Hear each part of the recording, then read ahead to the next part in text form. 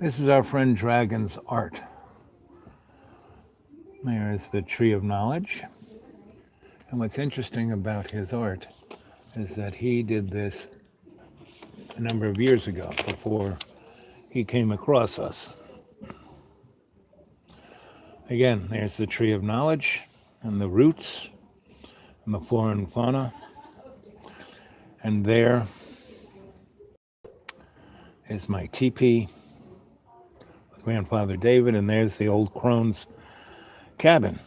And he did this, and there is the photonic light. And he did this years ago.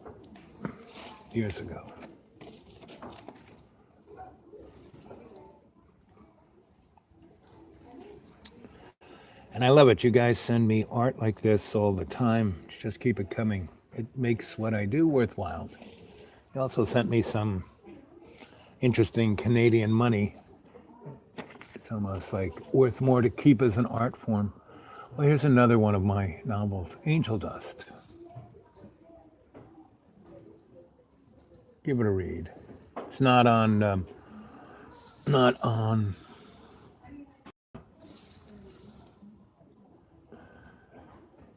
X-rated. This is just on my thumb drive.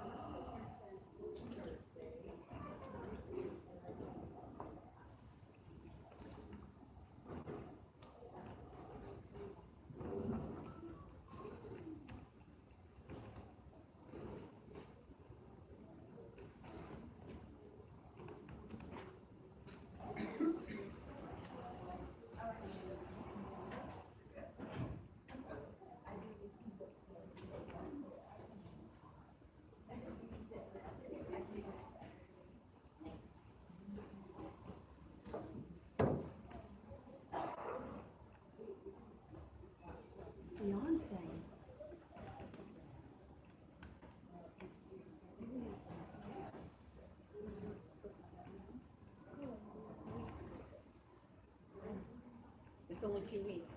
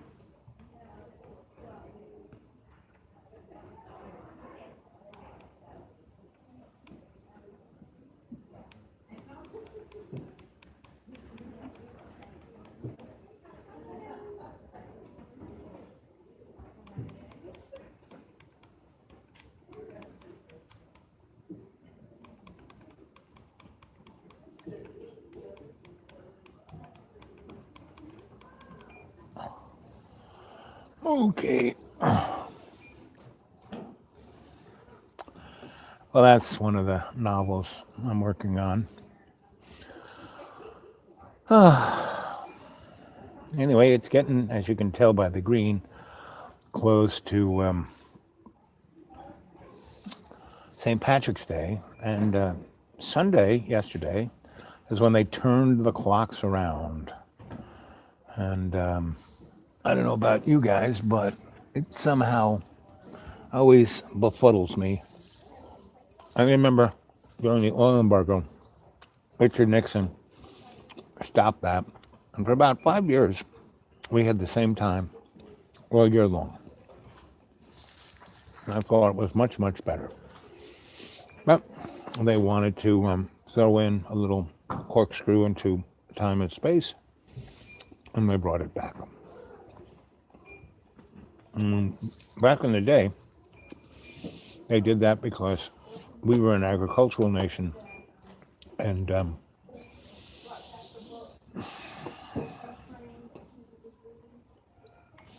my beard is getting to look kind of like an alien creature. See, I like how it has a life unto itself.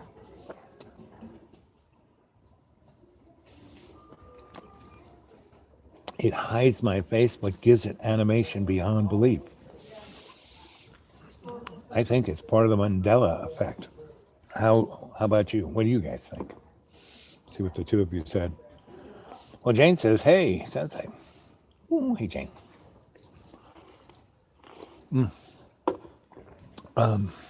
So, preparing for the evening, and let's chat. And what did you guys like my stories last night? And again, the beauty of the old YouTube is that you can go back and look at these things if you missed them. And because I energetically pump them up shamanically, you're having the same experience later than if you were there at the right time. Well, it's not the right time because it's any time is the right time. So 6 minutes in, and I'm going to wait until 666, meaning 6 minutes in. Okay. Now it's 6 seconds, right? And we're going to wait another until it's 666, where it'll be really 8. I don't know. It's mind-boggling too, but that's how if you want to learn about the Hebrew Kabbalah, that's kind of how you have to think with numbers in a prime sense, but turned inside out and then looked at with a mirror. And that's the key to reading Hebrew, at least in a Kabbalic sense. Anyway, and that's the beauty of our channel here, our Dreamy Dreamland with Sensei Al Bob. And hi, I'm your Sensei Al Bob, your griot to tell you stories of things to be. And one of the kind of things I want to talk about is the interconnectivity of things, of history, of politics, of science, of economics, of religion. Right now, we are the people who, it's not the Treasury Department of the U.S. government that defines the economic system. It is the, Federal Reserve Board. And the Federal Reserve Board has nothing to do with the federal government. It has as much to do with the federal government as Federal Express. Federal Reserve is a privately owned, held stock corporation, right, of the central banks of the United States. It's a central banking system. And why did we have a revolution? Taxation without representation. No, it wasn't tax on tea. That was a joke. Nobody drank tea. No. What it was is that King George was forcing the colonies to use printed money from the Central Bank of England, of London. And London, when they call, the city of London, it is just like in Rome, where the pontiff resides within, the Catholic Church's little land, where that's a whole separate government unto itself, The Catholic Church is a separate government, and so is the City of London. It's a separate government. And that is basically owned by the Rothschilds. And the Rothschilds have property all over, just like, the Tudor family, the Queen, her son, and her grandchildren all have properties all over England where they own it. And the people who live in those counties, they own those people. They can go into their houses, have sex with their daughters or their sons, and, they can't do anything about it. And so that's what was going on with the colonies back in the 1760s. And the rich people, who our founding fathers were, and if they didn't have the money in the bank, they had land, they had resources, they had assets, and they had political assets. And they didn't like the fact that King George on the other side of the pond was, cutting into their pie. So that's why they had the revolution. Not because of the taxes on tea, but because George wanted us to use a central bank's money. So pull out $1 from your pocket. Let's see if I got $1 in my pocket. I think I might. Maybe. Sounds like I could. All right. Yes, there I do.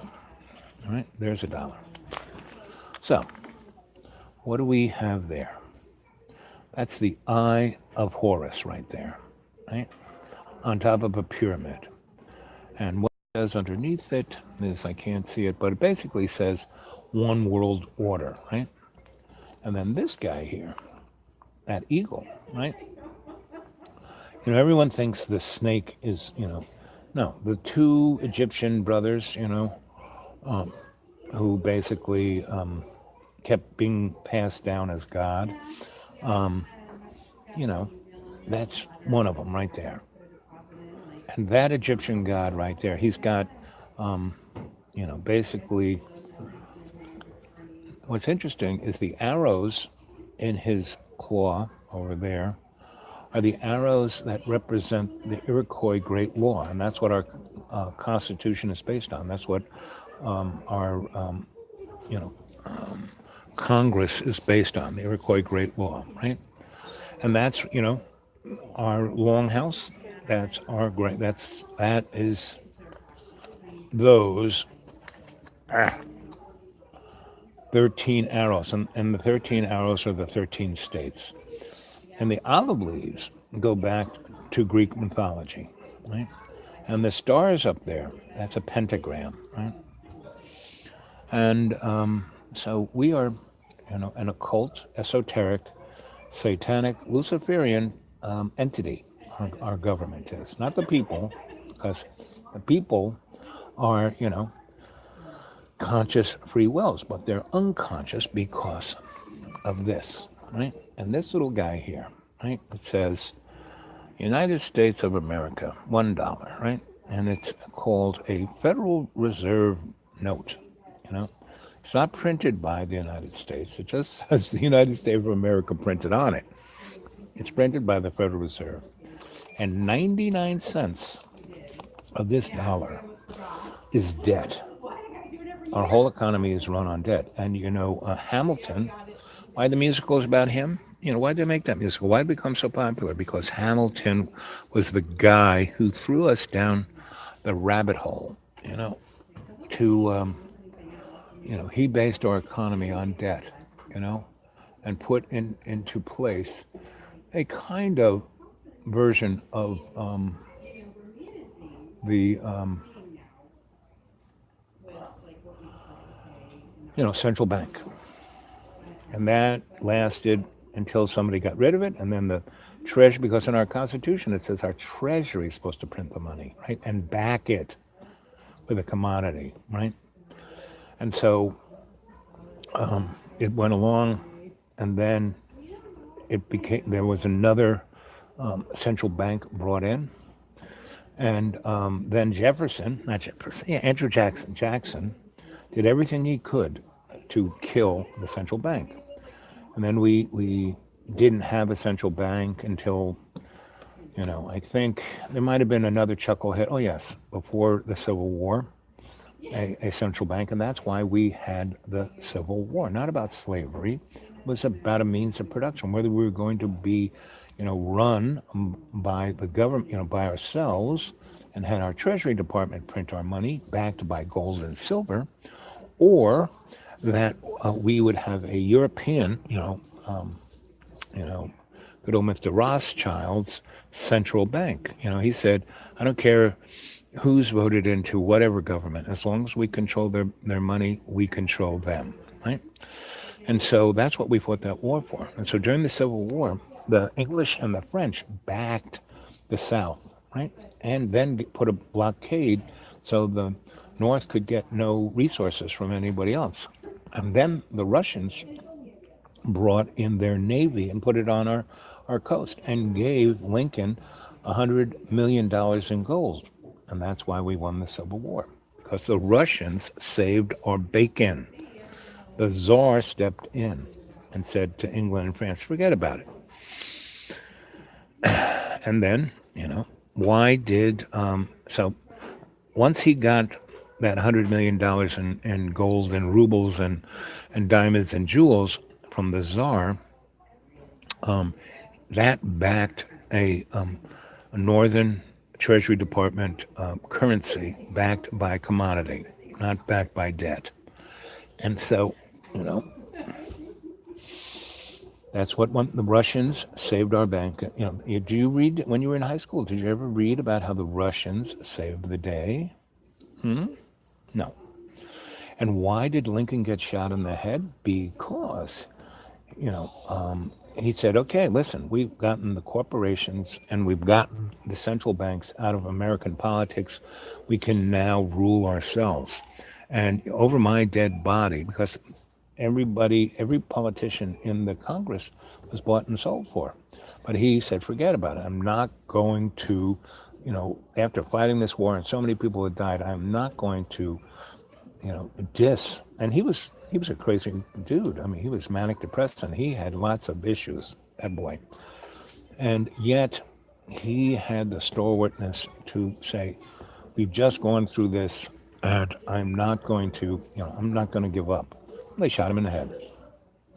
And so then Mr. Johnson took over, and he was worse than LBJ. And so he basically took the envelope and, you know, let, slavery go on. It's called, Jim Crow.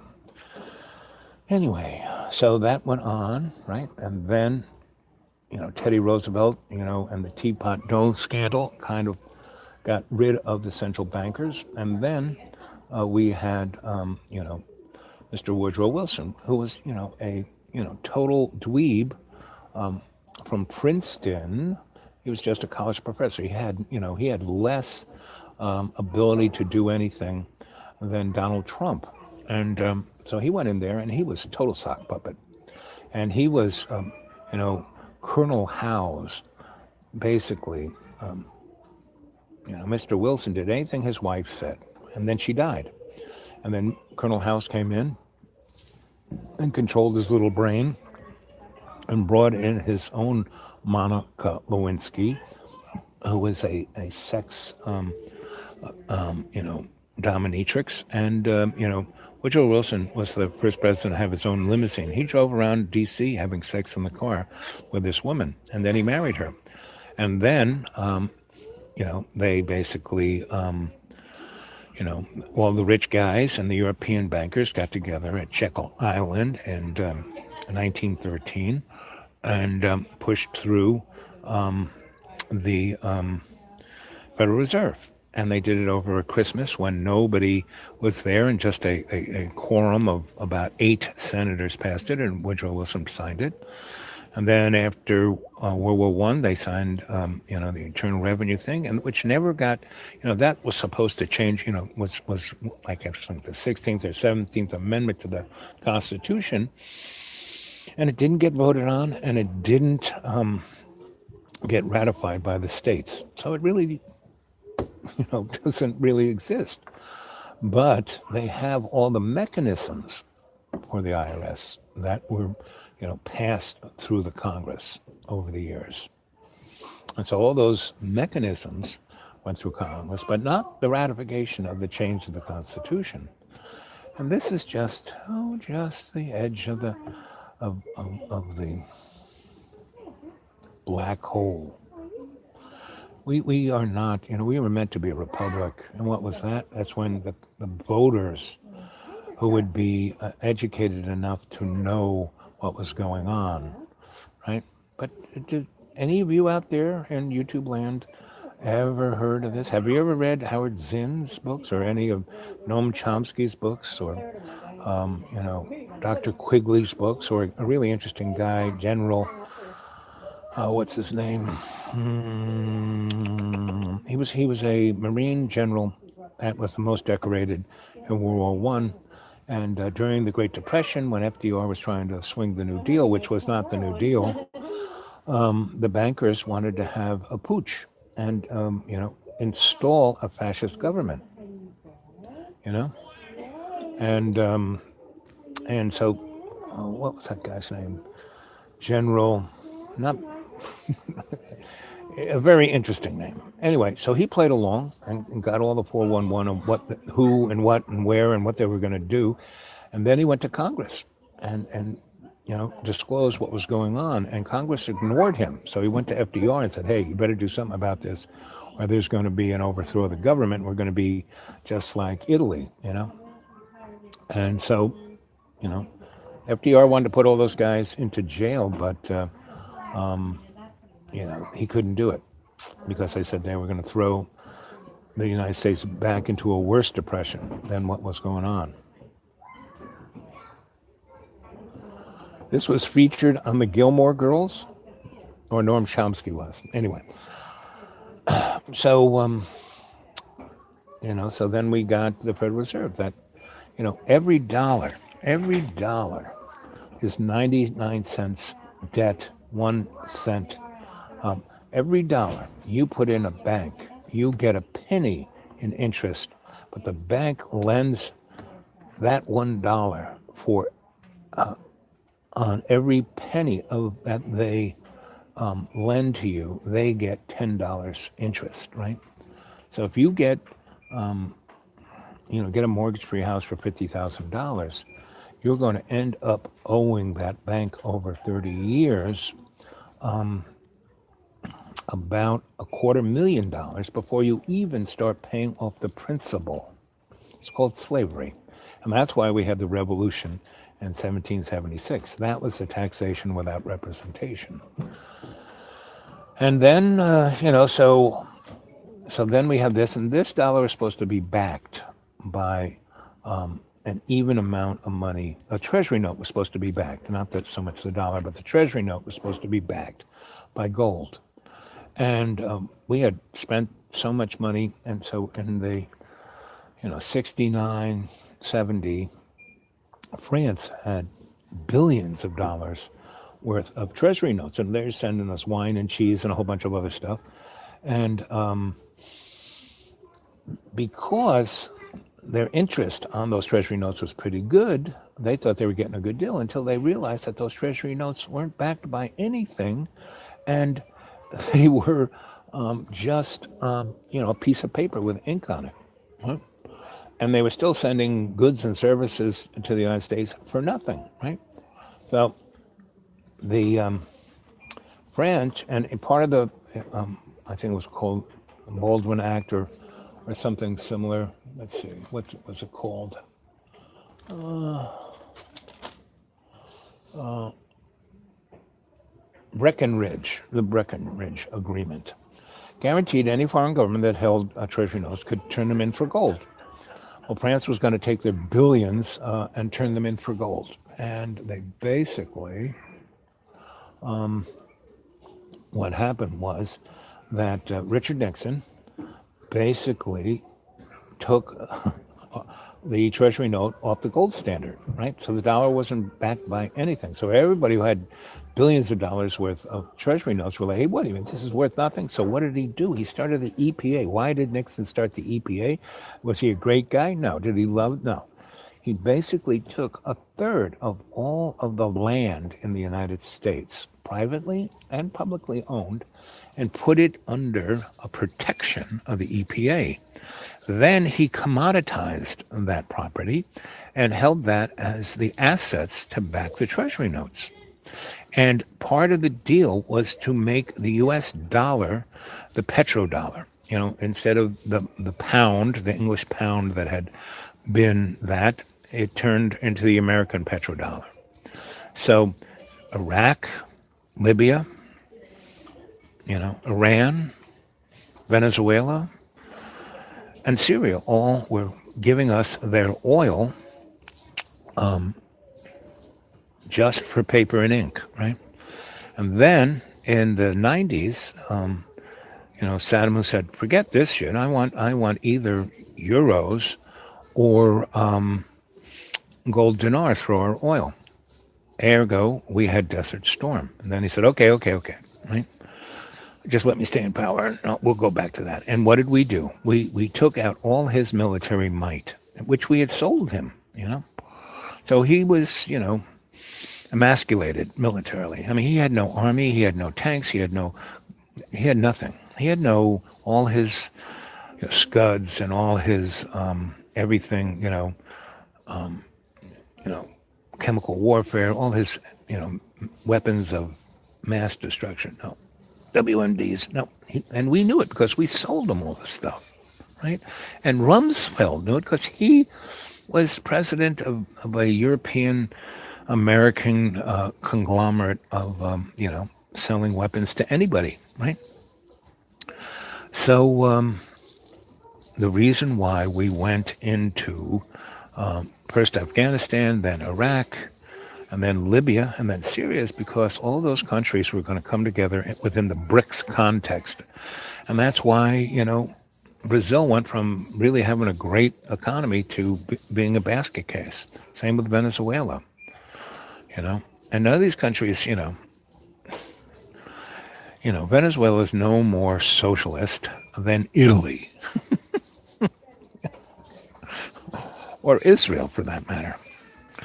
And all of these things are going down right in front of us and no one's saying anything. And kids, I keep saying this window of opportunity, right? And that in 18 months or give or take one way or the other, there's going to be a red flag of aliens invading and it's going to make, 9/11 look like a picnic compared to the red flag that they're going to bring forth. And the movie that's coming out on March 15th, which is again like another Independence Day but more gory, is giving us exactly 411 of what it's going to look like. Yeah, but Channel, it's no more disgusting than it has ever been. Vietnam was disgusting. Cambodia was really disgusting, meaning, Dow Chemical made the plastic, designed and built and manufactured and gave the 3 million plastic bags. They used to be sandwich bags, but they redesigned them so the bag would go right over the face and stick under the chin. And if your legs and feet were just held together with baling wire or string so you couldn't get up, you kick them off and on the side, you put the bag over the head, you would suffocate in about 5 to 15 minutes. And that's how the Pol Pot regime killed 1 million people in less than 6 months and killed 6 million people in less than 2 years, thanks to Dow Chemical. And you look at every war that has been fought, it's all been about banking. So don't pick Venezuela as disgusting. I mean, you want to talk about disgusting, Syria is disgusting because Syria was not a problem until who's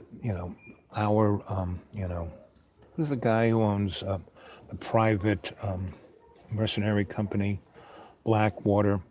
They sent people in there to disrupt the Syrian government. Yeah, what's his name? Both Iraq and Syria were Ba'athist countries, which were political entities that were designed and developed by British Petroleum, right, and Dutch Shell. And it was just an extension of what happened during the slaving period of the 18th and 19th century. Same thing. They went from slave people to the slave oil. And, we've had 0 point energy, free power, without burning any coal, oil, anything, since the 1870s. Our nuclear submarines are powered by that. The only nuclear thing on a submarine in the United States Navy is the missiles. Because if you had reactors in those submarines, you have to have lots of water to cool that core. And if you're dumping that kind of superheated water, and these submarines hide in the North and South Pole where the water is really cold, You have a infrared satellite above scanning that area. Oh, look, there's a submarine. Oh, look, there's a submarine. So no, those submarines aren't powered by nuclear reactors. They say they are, but the only nuclear thing on those submarines is the missiles. Now, I want you to realize that what this TV show is, Dreamy Dreamland with Sensei Al Bob. Sensei Al Bob, your griot, just tells you stories. Don't believe a word I say. They're just stories. Just stories. It's just, this whole show is here for entertainment's sake, right? Nothing I say is real. It's all good. Hey, have a nice day. This is really good stuff, you know? You know, they stuck that. It's just a decoration. They thought, hey, that's kind of cool. Let's stick that. It means nothing. This little eagle means nothing. E pluribus unum, that means nothing. This is just, it's just, you buy bubble gum with it. It's, nothing. Right? No big deal. And Dragon, thanks for your art, buddy. It was beautiful. This is, I got this in the mail. This is Dragon's art. Right? And when I'm talking about, the alternative aesthetic, this is kind of what I'm talking about, And this, I love this one. This is, Dragon did this, I don't know how many years ago. Dragon, how many years ago did you do this? But he was seeing, here's Dreamy, he did a visual representation of Dreamy Dreamland, I don't know how many years ago. So here's the Tree of Knowledge, right? And there's Dreamy Dreamland, right? And this one I really like is because,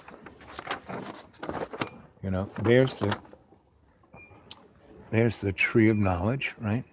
There's the Tree of Knowledge. And there are the roots, right? And they go deep. And there's the fungi, the little mushroom. And there is Grandfather David's tent. And there's the bridge, of the id, into our superconscious mind. And there is the crone's farmhouse. And I think, Dragon did this 10, 15, 20 years ago. He said in his letter that he did it when he was a kid. And so he saw what we were going to talk about 10, 15, 20 years ago. That is cool, That's what I like. And lots of people have sent me things of this nature, And so there is, he's got a picture of the photonic light, that if that doesn't look like cells being energized by, the prana, I don't know what is, right? And there is, dreamland, right? And that's off the fruit of the tree. There's the tree, and there's the roots, right? And there's the fungi. Yeah, in your early 20s. How many years ago, Dragon, was that? I mean, all of those 3 pages that you sent me represented, amazingly, Dreamy Dreamland with Sensei Al Bob. Jeez, yes. That's what I said when I took it out of the envelope. Plus, he sent me what I really love. We pretend our money is worth something. I love the fact, what Dragon sent me. This is really amazing. Look at this. It's like, it's a piece of plastic. That's what their money is, right? Oh, and there's their little, see how it's affecting the screen? Look at that. I moved the little chip past the screen and there's that thing. It's actually affecting electronically. This piece of coin is representing electronically on the screen. I mean, you can, you know, debunk everything. You can show it right in front of people's faces. You can't get anything more amazing than this. Okay, 35 minutes and 35 seconds. So let's go back and see what people have been saying. Ooh, there's Jane. Hey, Jane. There's research. Okay, good morning, everyone. Noam Chomsky. Yep, yep. I got a great Noam Chomsky story. So I was at a university, North Carolina, and again, this thing called the Freely Inquiring Society. When I was in these universities, I kind of did all the stuff that nobody wanted to do. I was like in that commercial about Life cereal. You get Mikey to try it. That was Mikey, and so I was helping run this student, you know, activities committee, right? And basically, there were student clubs and dances and lectures, and every kid got 200 or 300 bucks taken from them to go to that school for the student activity fund. So there's 2,000 kids, so it's 200 bucks times 2,000. That's a chunk of change, right? And they had to spend that every semester. They can't roll it over into the next and the next. Every semester they got to spend it. So we were getting to a point where we needed it spent. So somebody said, "Oh, let's get Noam Chomsky," right? So I look him up in the phone book, in Boston. I call him up and say, "Hey, is this Noam Chomsky?" "Yes." I said, "Noam Chomsky wrote Consent?" And "Yes." "Noam Chomsky?" "Yes, this is me. What do you want?" And I said, "Well, hi, I'm from UNC, University of North Carolina, and we'd love for you to come and lecture here." "I hate that state, Jesse, blah, blah, blah." I said, "I never, ever, ever lecture in blah, blah, blah," right? I was saying, well, wouldn't it be better to kick him in the teeth by coming and lecture here? And by the way, we have X amount of dollars in our piggy bank, which we have to get rid of, like in the next month, before the end of the semester. If you come down, if you agree here, I'll do a check for that whole amount. Whoa! That's more than he'd, seen in one check in a while. And he said, "Well," and I said, "Listen, I'll put you in the best hotel. I'll show you a good time. It'll be great." And like I said, wouldn't you love to just kick, you know, Asheville is a super liberal kind of town, blah, blah, blah. And he thinks about it. He goes, "Yes, I'll do it." So, end of the month, he kind of shows up, and and he's this little guy, and I sent him to be picked up by the prettiest girls that were part of this, committee, right? And I let women take him around and flirt with him, and we put him in the most elegant. I forgot the name of it. In Asheville, a really fancy. Oh, it was like built by Nazis. But anyway, so I put him in there. Anyway, and so he gave his lecture in our little lecture hall, and it was packed. And a lot of people from all over the city came to the lecture and wanted to hear him again. He couldn't get in. So there was a guy at the convention center came to me. I knew him. One of my proteges was running. You know, he was the theater guy there. He did all the sound, all the whatever. He was like the AV guy of the county civic center. Anyway, he told his boss told another boss, and that guy got a hold of me and said, "Hey, listen, while that guy's in there, we've had so much people asking us if this guy's going to lecture here, and we'll pay him twice what you paid him for one lecture, and we will give X amount of money to the college." And anyway, long story short, this thing could seat 50, I don't know, 40, it was a convention center, so how many thousands of people? But it was like more than 20,000 people showed up and paid like $10 a piece. So the main reason we had him there was to spend all our money. Well, after that lecture, we made twice as much money as what we had before. And that was like the end of me being head of that, right? I let the school administrators deal with whatever headache that meant, right? But I got to and I did not, say, "Oh, I'm the head of this," and I let the students run everything, let the students do everything, let the students, put themselves in the spotlight, the whole thing, right?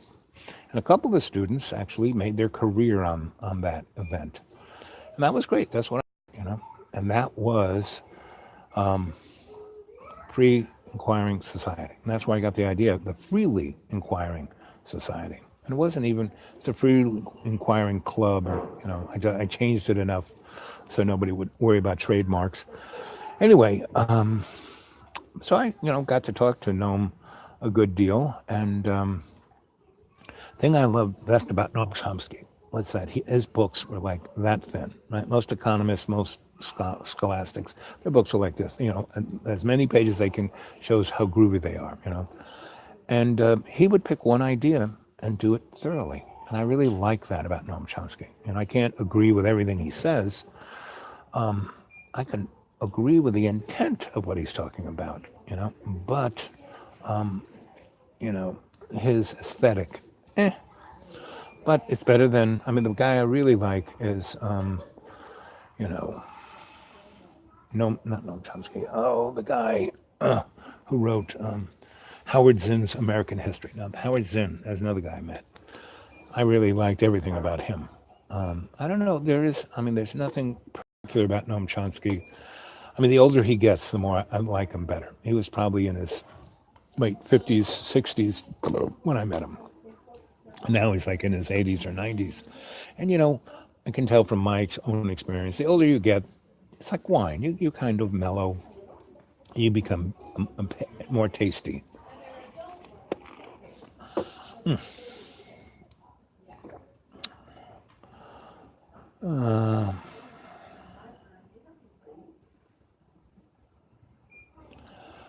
Yeah, my brother and sister, who were both born in March, they're okay.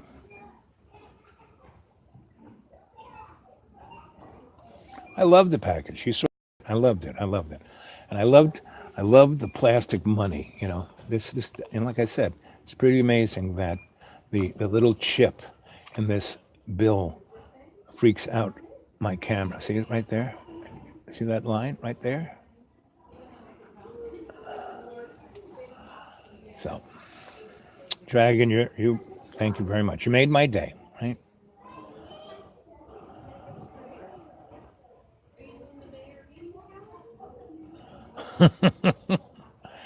Well, the bottom line about corporate, all of this going on, we just have to develop an alternative to it, right? And inject it into the corporate gene pool. That's the way to change this, not to fight it, not to have, pitchforks. And they want violence. We have to give them love, forgiveness, co-creation.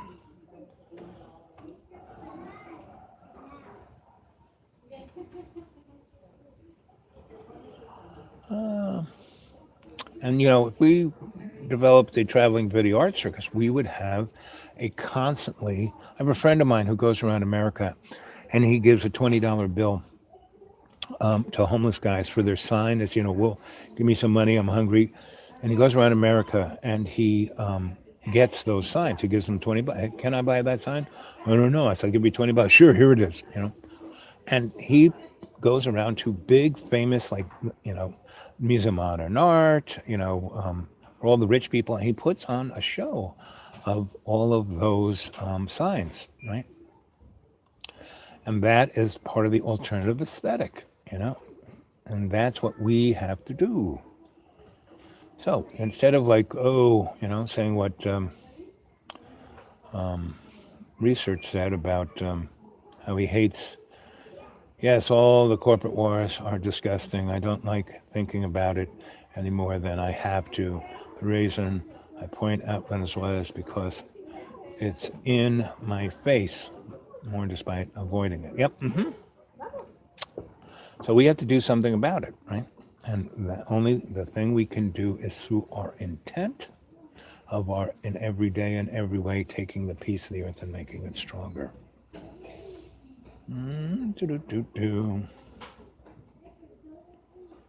Yep.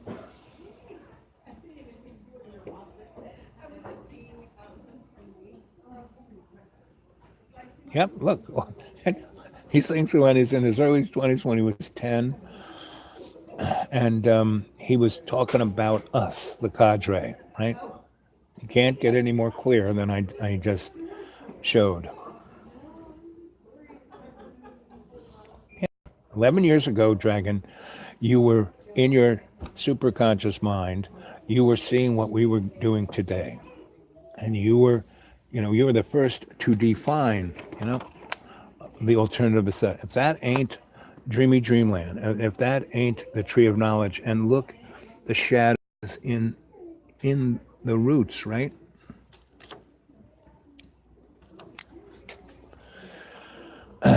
That's why the cadre is so important.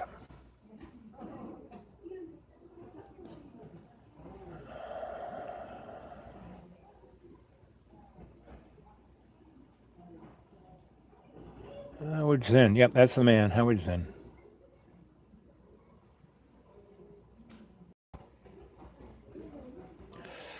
I'm just in the right place at the right time. First I was anytime, then I was perfect timing.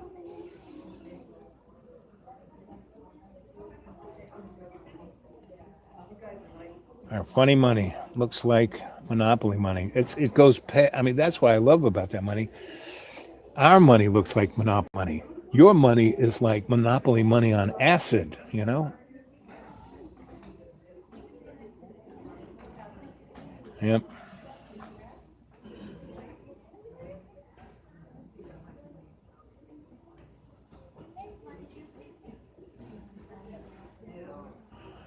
Will you? Did you?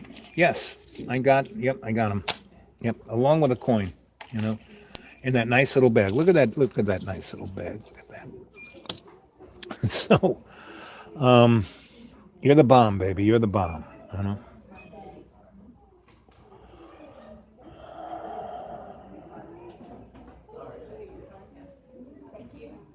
Yes, the earthquakes, and no one's talking about this. They're all over the friggin' planet, and there's 15 gigantic, Mount Vesuvius is dumping, really nasty shit. Forget chemtrails, the kind of things that are being put into our atmosphere from the volcanoes. Ooh, baby. And the volcanoes are just, if you study volcanometry, volcanoes are just the tip of the iceberg of what the planet is doing, right?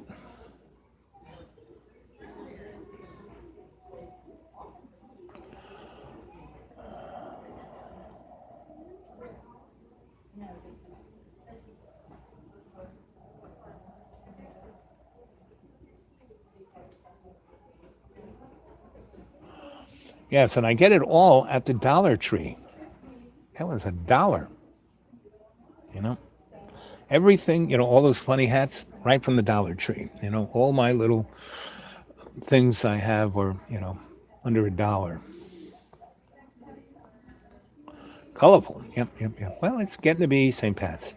And no, no, they do not celebrate St. Patrick's Day in Ireland because St. Patrick, the snakes that St. Patrick ran out of Ireland were the Druids and the Celts, right? Those were the snakes. And because back in the day when the Roman Empire, you know,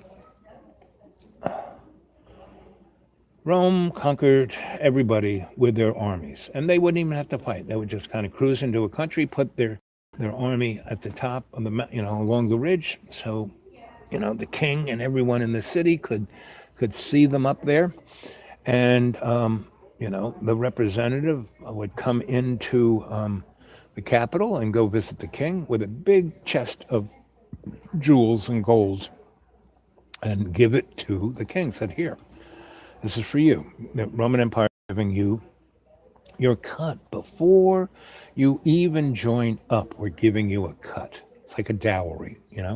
And that army up there, if you say, forget it, we're going to fight you, well, that army's going to come down here and kill everyone, and we'll just take the place. But if you sign on to be part of the empire, we'll let you, we don't care about your religion, what you eat, what you do. We're not only going to give you this chest of gold and silver and diamonds and emeralds, but we're going to give you that army, which they will obey you. They will go conquer your enemies for you. So why don't you join on? Sign on the dotted line. Become part of the empire. And that's what dragged Rome down, is because they kept expanding, expanding, expanding, because they were all about consumption. And so, to, bring the consumer bread and circus back to the constituency in Rome. They had to keep conquering out and out and out. And the only place that they were from, Egypt, all the way to England. And the one place they couldn't conquer was Ireland. They sent legion after legion after legion. And those armies never came back. Not even a couple of guys all banged up. Not even a basket with a head in it. Nobody came back. And it was getting expensive. They were on their like fifth, army to send to Ireland, and and none of the people like the Nords or the Germans or the English, who were their bully boys, none of those guys would go, fight the Irish, because they knew that, hey, there was no, that's a no-win scenario. So basically, St. Patrick was a scholar. He was a psychosocial, cultural, forensic anthropologist. He said, hey, listen, let me go over there and I'll check it out. I'll figure out what's going on. And they said, so should we give you a legion? And he goes, no, just me. So he went over there, and he was just him. So he wasn't a threat. The Druids and the Bards and everyone didn't see him as a threat. And he knew enough. He was a scholar. He had read their books and understand their culture. And he got himself in there, and he injected the antediluvian patriarchal mystique of Rome into their culture, and it killed off, like a virus, the Bards and the Druids, and those were the snakes. So in Ireland, they do not celebrate St. Patrick, and that's why. And booze, they weren't drinkers. Rome brought in the booze to, and the white flour to addict the population to these things, My homework on Ireland, thinking of visiting and possibly move there some part, well, bring me along, tell him your grandfather needs to go back. Part of your ancestry. Well, if you're going there, come through the deep green first, Dragon. Come visit this spring, summer, and then go to Ireland, So any of you want to come and visit the deep green? A couple are going to visit me tomorrow from the cadre. Lauren, our sister, who talked about the Swedish artist Miss Klimt, she's coming to visit with her boyfriend, and we should have a fun time. Anyway, anybody wants to come visit me in Roanoke, John was really excited. First, he couldn't stand the idea of them coming to visit, and then he went nuts cleaning everything up for them. And then, I didn't even ask her, and I just said, hey, you could stay at the school. And she said, oh, no, I got a room where it's a suite, and I got a jacuzzi. She's like me. I'm gaga for a jacuzzi.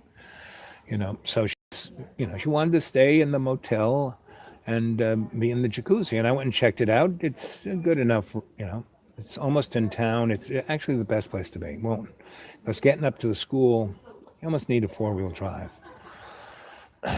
Or be a fearless drive, because our driveway is basically a riverbed. Now, it's in the best shape it has been in the last 10 years, but it's still a riverbed. And, if it's raining or snowing, you don't want to go up or down this thing. And, but when it's dry, it's relative. But you need at least a front-wheel drive car, and better a four-wheel drive. And, but the school and the land, the hill, that's something amazing. And John seems to want to have visitors, but that's only today. Who knows what his attitude will be tomorrow. But soon I will be heading out to the deep green, and I'll be more out there. And it's just me and all our relations out there. And you're always welcome. And you won't have any problems or issues. Except getting there, and even that shouldn't be an issue or a problem. But anyway, what else are we saying here? We got two people left. That's our turn. Okay. Yeah, much love. Cadres, keep on keeping on. Yep. So tonight, again, let's hear from you tonight or on Gmail, the dude awake 42 at Gmail, with ideas. And anybody who experienced the guided meditation last night, what did you get from it? And I guess I'm going to sign off now at 55 minutes and 55 seconds, which is in about 30 seconds. So I'll see you this evening, and might start at 8 because, or 7, somewhere between 7 and 8. But it's now brighter. They jumped ahead with the clock. Anyway, so I love you guys. It was fun. The chat was nice. I hope you got something out of it. Hope you go back and read the first couple of paragraphs of my new novel, etc., etc., etc. So 50 seconds, 51, 55 minutes, and 50